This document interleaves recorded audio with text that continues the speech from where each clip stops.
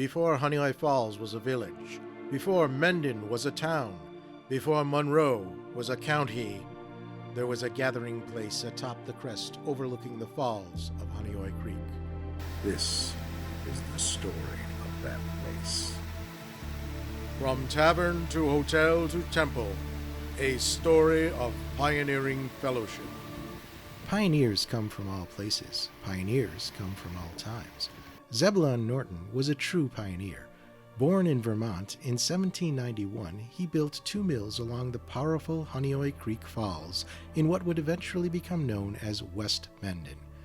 This fledgling community soon drew more interest, with several major roads, the same roads we use today, being built in the first decade of the 1800s. Pioneers come from all places. Pioneers come from all times. So popular had this crossroads become that, before being commissioned as a captain and raising a company of volunteers to defend Buffalo during the War of 1812, Abraham Parrish, originally of Connecticut, built the growing hamlet's first tavern just down the road from Norton's Mills. By 1821, locals had begun to refer to the bustling business center as Norton's Mills. It was the location of dozens of commercial enterprises, from mills to machine shops to stores to service outlets. It even had a doctor, a tailor, a school, and a church. In the middle of it all was Parrish's Tavern, a place to gather in good fellowship after a hard day's work. Pioneers come from all places. Pioneers come from all times. Abraham Parrish was more than just a pioneering innkeeper. He owned several businesses, including, eventually, a boat on the Erie Canal. Besides the 14 members of his own family, he raised 5 orphans.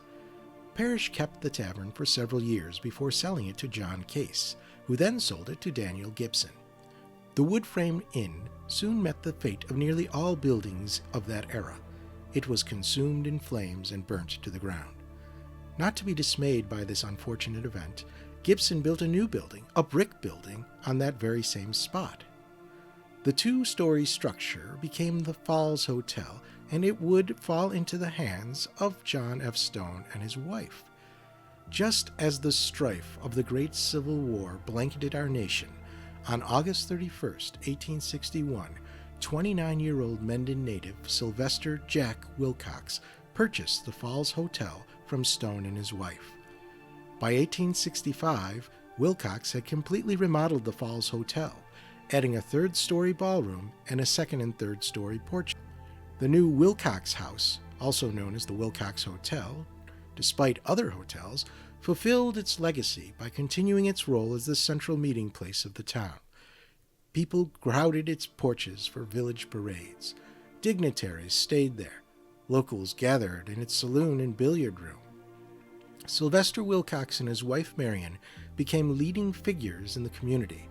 To this day, theirs is the largest monument in the Honeoye Falls Cemetery. Pioneers come from all places. Pioneers come from all times. In February of 1907, Union Star Lodge No. 320 began raising money to purchase a hall large enough to hold its growing membership. This group was about to embark on a pioneering venture unlike any before them.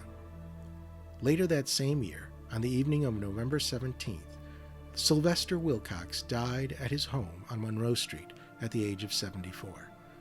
Besides his role as a prominent businessman, Wilcox served as Honeoye Falls village trustee for a quarter of a century.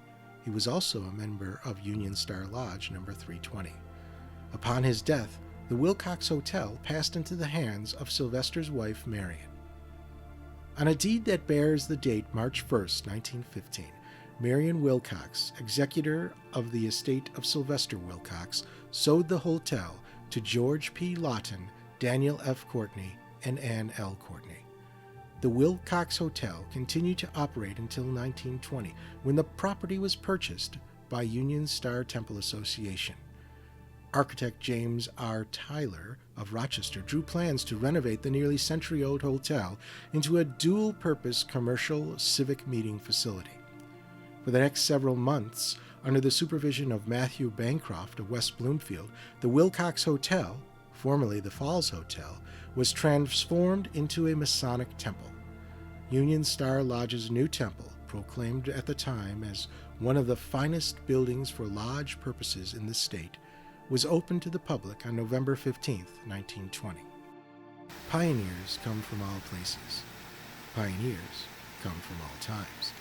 Some actively pursue the pioneering opportunity. Some have the pioneering opportunity presented to them. Where do you fall?